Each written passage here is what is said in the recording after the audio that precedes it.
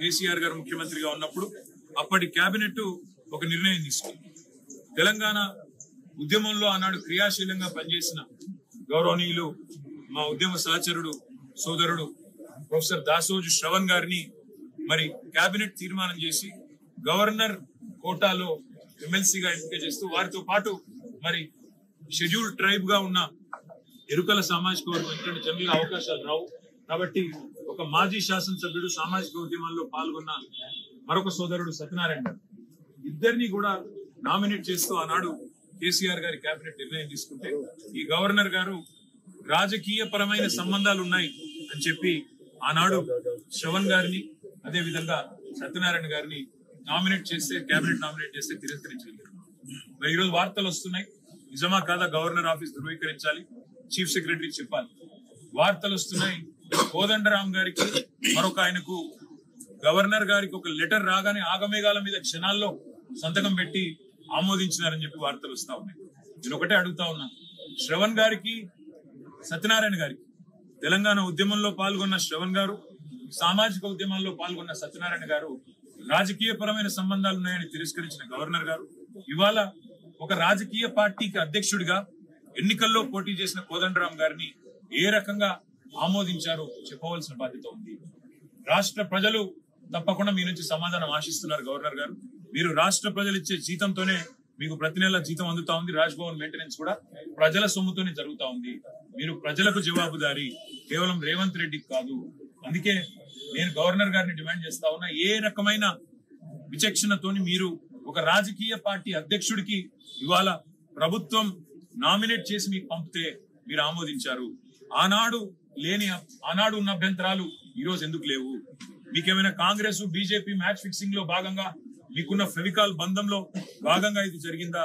Governor గారు రాష్ట్ర ప్రజలకు చెప్పాలి. మరి తప్పకుండా ఈ విషయంలో గవర్నర్ గారిని తప్పకుండా అదే విధంగా ఈ నిర్ణయం తీసుకున్న ప్రభుత్వాన్ని నేను అడుగుతా ఉన్నా. ఆనాడు ఏదైతే అభ్యంతరం గవర్నర్ గారు లిఖితపూర్వకంగా ఇచ్చినారో, వీరు రాజకీయ పార్టీలతో అంటగాగుతున్న వారు, సంబంధం ఉన్నవారని ఈ రోజు ఆ అభ్యంతరం ఏమైంది? కాంగ్రెస్ బీజేపీ నాయకులు ఇది వాళ్ళ సంబంధాన్ని బట్టబయలు చేస్తున్న మాట వాస్తవమా కాదా చెప్పాలని చెప్పి కూడా నేను డిమాండ్ చేస్తూ మళ్ళొక్కసారి గౌరవ సర్పంచ్ వారి పదవీ కాలాన్ని పొడిగించాలని, సత్యనారాయణ గారు ఇక్కడే ఉన్నారు, గౌరవ సర్పంచ్ల పదవీ కాలాన్ని పొడిగించాలని, పర్సన్ ఇన్ఛార్జ్ల పేరిట ప్రజాప్రతినిధుల గౌరవాన్ని తగ్గించవద్దని చెప్పి కూడా మళ్ళొకసారి డిమాండ్ చేస్తూ, ప్రజాపాలన అంటే ప్రజాప్రతినిధులను గౌరవించే పాలన ఉండాలి, ప్రజల ఆకాంక్షలు గౌరవించే పాలన ఉండాలి. కాబట్టి కరోనా సమయంలో మరి మా గౌరవ సర్పంచులు కొంత సమయం వారు ఆ సేవ చేయలేకపోయినారు. ఆ సమయంలో అందరం కూడా ఇబ్బందుల పాలైన మొత్తం ప్రపంచం అంతా కూడా. కాబట్టి గౌరవ సర్పంచులందరి తరఫున రాష్ట్రంలో మా పార్టీ డిమాండ్ చేస్తోంది, వారి పదవీ కాలాన్ని 6 నెలలు లేదా సంవత్సరం పొడిగించండి, లేదా వచ్చే పంచాయతీ ఎన్నికల వరకు పొడిగించాలని చెప్పి కూడా మేము డిమాండ్. ముఖ్యమంత్రి రేవంత్ రెడ్డి మాట్లాడుతూ కేసీఆర్ కొనవు కూర్చోటున్నాడు, అది గొంతులు ఇస్తే బాగా మా కార్యకర్తలకు ఇప్పుడు కాదు తమ్ముడు, ఎప్పుడో చెప్పారు పెద్దలు, మీకు అది గుర్తుండే ఉండొచ్చు. సుమతి శతకం అనుకుంటారు, కనకపు సింహాసనమున శునకము కూర్చుండబెట్టి శుభలగ్నమున పట్టము కట్టిన వెనుకటి గుణమేల మాను వినరా సుమతి అన్నారు.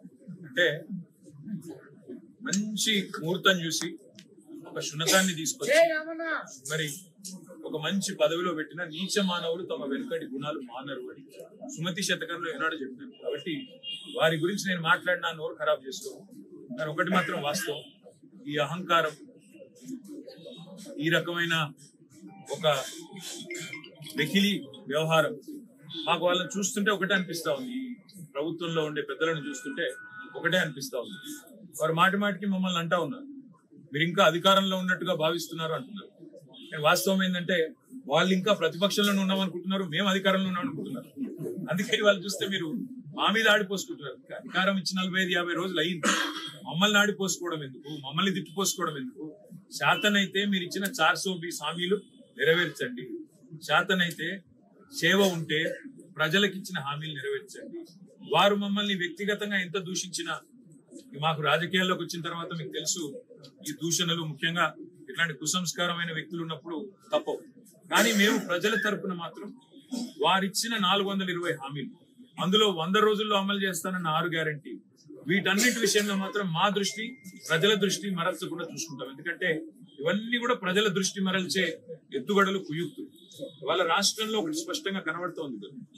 కాంగ్రెస్ బీజేపీల ఫెవికాల్ బంధం ఏదైతే ఉందో రోజు రోజుకి ప్రజలకు అర్థమవుతాం. మీరు గమనిస్తే మన కడియం శ్రీహరి గారు, మా కౌశిక్ రెడ్డి గారు ఇద్దరు కూడా ఇక్కడే ఉన్నారు. వారు ఎమ్మెల్సీలుగా ఉండే తర్వాత మొన్న ఎమ్మెల్యేలు అయినారు. ఇద్దరు రాజీనామా చేసినారు ఒకటే రోజు రాజీనామా చేస్తే చైర్మన్ గారు అదే క్షణంలో ఒకటేసారి ఆమోదించారు. వెంటనే ఒకటే బులెటిన్ లో ఎలక్షన్ కమిషన్ కి నివేదించారు. 2 ఖాళీలు వచ్చినాయి. అది కూడా ఒకటే కోట. ఇద్దరు కూడా ఎన్నికైంది ఎమ్మెల్యేల కోటాలు, వేరు కేటగిరీ కూడా కాదు. మరి ఉప ఎన్నికలు పెట్టాలి అంటే సహజంగా ఒకటే కోటా కాబట్టి ఓటర్ కూడా మళ్ళీ వారే కాబట్టి మళ్ళీ ఎమ్మెల్యేలే కాబట్టి ఒకటే ఎన్నిక జరగాలి. ఉప ఎన్నికలు రెండింటికి ఒకేసారి ఉప ఎన్నికలు జరగాలి. ఏం జరిగిందో మరి ఢిల్లీలో మతలబు రేవంత్ రెడ్డి గారు పోతారు, అమిత్ షా గారిని కలుస్తారు.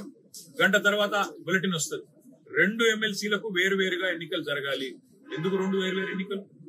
2 ఒకేసారి జరిగితేనేమో ఒకటి కాంగ్రెస్ కి వస్తుంది, ఒకటి మా పార్టీకి వస్తుంది, బీఆర్ఎస్ కి వస్తుంది.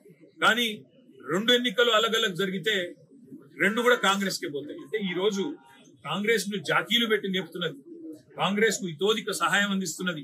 ఇవాళ గవర్నర్ గారు క్షణాల మీద ఆగమేఘాల మీద ఎమ్మెల్సీ నామినేషన్లను ఆమోదించిన పద్ధతి చూసినా గానీ, లేదా మొన్న 2 ఉప ఎన్నికలు ఒకేసారి నిర్వహించకుండా 2 అలగలగ్ నిర్వహించిన పద్ధతి చూస్తే గానీ స్పష్టంగా అర్థమవుతున్నది కాంగ్రెస్ బీజేపీ ఫెవికాల్ బంధం ఏదైతే ఉన్నదో.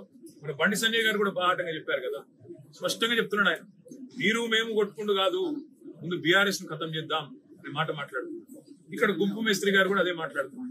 కాబట్టి నేను అనేది రాష్ట్ర ప్రజలకు నేను చేసే విజ్ఞప్తి, వాళ్ళు ఏం జరుగుతా ఉందో అర్థం చేసుకోండి, అవగాహన చేసుకోండి. నిన్న మొన్నటిదాకా మా మీద దుమ్మెత్తి పోసినారు, మీరేదో బీజేపీతో అంటగాగుతున్నారు.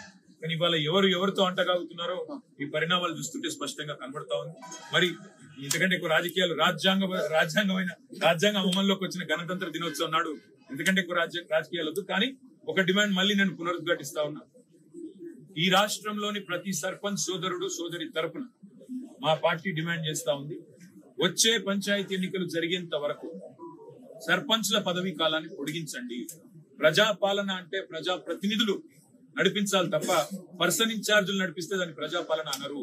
మీకు ఒకవేళ ఎన్నికలు పెట్టే ఉద్దేశం ఉంటే ఎన్నికలు పెట్టండి, లేని పక్షంలో వీరి పదవీ కాలాన్ని పొడిగించి ప్రజాపాలన అనే దానికి నిజమైన నిర్వచనం ప్రజాప్రతినిధుల ఆధ్వర్యంలో నడిచే పాలన అనే విషయాన్ని మర్చిపోకుండా ముందుకు పోవాలనుకుంటున్నాను. మాట్లాడుతున్నాను, ఈ దేశంలో బీజేపీ కాంగ్రెస్ ఒక్కటి అయితాయా?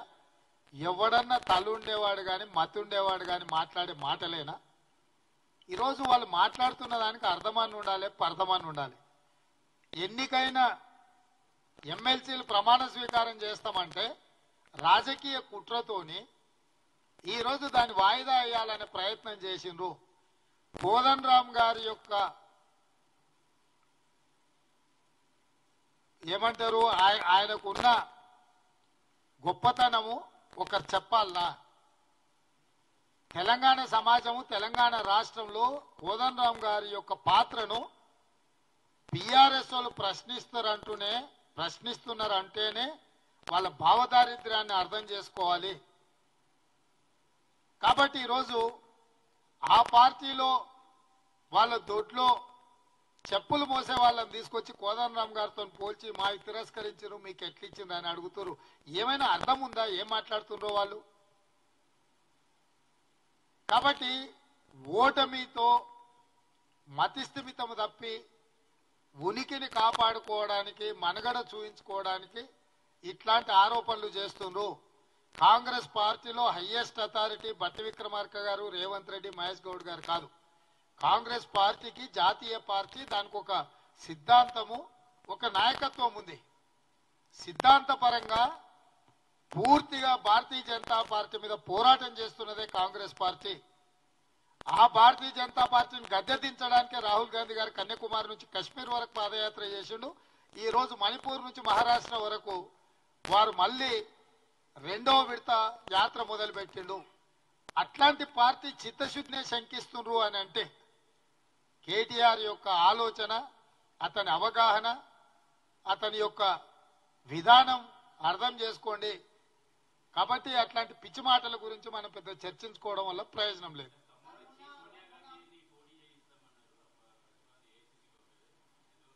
చారి గారు, తెలంగాణ రాష్ట్రం నుంచి సోనియా గాంధీ గారు పోటీ చెయ్యాలని ఏకగ్రీవ తీర్మానం చేసి పంపించినాం.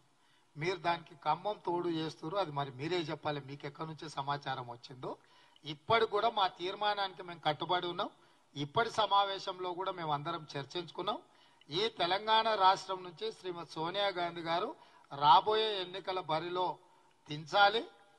మా బట్టి విక్రమార్క గారు స్పష్టంగా తెలంగాణ సమాజానికి విజ్ఞప్తి చేసిండు, సోనియా గాంధీ గారు నామినేషన్ వేస్తే ఏకగ్రీవంగా ఎన్నుకుంటేనే తెలంగాణ ప్రజలకు ఇక్కడ ఉండే పార్టీలు గౌరవం ఇచ్చినట్టు. సోనియా గాంధీ గారు నామినేషన్ వేసిన తర్వాత వారి మీద తెలంగాణ బిడ్డలు ఎవ్వరూ పోటీ చేస్తారని మేము అనుకోవడం లేదు. మనమందరం మీరందరూ కూడా సోనియా గాంధీ గారి ఏకగ్రీవ ఎన్నికకు సహకరించాల్సిందిగా మీకు కూడా విజ్ఞప్తి చేస్తున్నాం.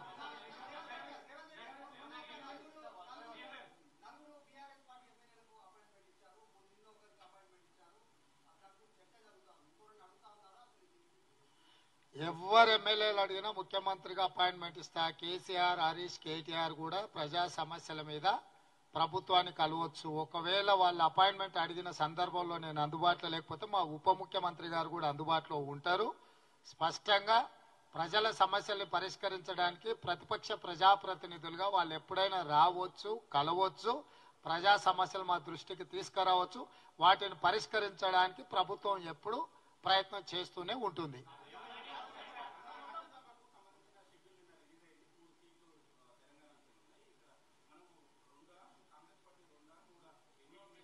ఇప్పుడే ఏకగ్రీవ తీర్మానం చేసి అధిష్టానానికి అప్పచెప్పినాము.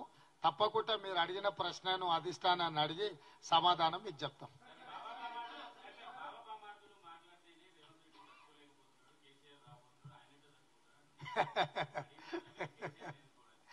మొన్నటి ఎన్నికలలోనే బొక్కలు ఇరగొట్టి బోర్లు పడేసారు ప్రజలు. ఎవరు? ఆయననే కదా వేసింది. ఇంకా వీళ్ళేది చెప్పేది. కాబట్టి ప్రజలు ఈడ హరీష్, కేసీఆర్ లేకపోతే కేటీఆర్ కాదు, లేకపోతే వాళ్ళ మీద నేను కాదు, తెలంగాణ ప్రజలు, తెలంగాణ యువకులు సిద్ధంగా ఉన్నారు ఎప్పుడొచ్చినా కూడా బోన్లు వేయడానికి. కాబట్టి వాళ్ళంతటా వాళ్ళు డబ్బా కొట్టుకోవడం తప్ప ప్రజల దగ్గర ఏముందా? కామారెడ్డిలో చిత్తుకోడిపోయాడు కేసీఆర్. ఏది కేసీఆర్ మాట్లాడేదేంది, నేను వినేదేంది? పిల్లి శాపనార్థాలకు ఉట్టి దిగిపడుతుందా?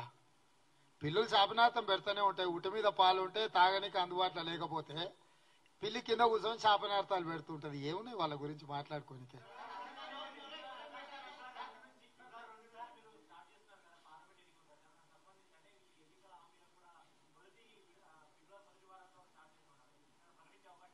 డెఫినెట్ గా అసెంబ్లీలనే ప్రకటిస్తాం. అసెంబ్లీ వస్తూనే ఉంది కదా.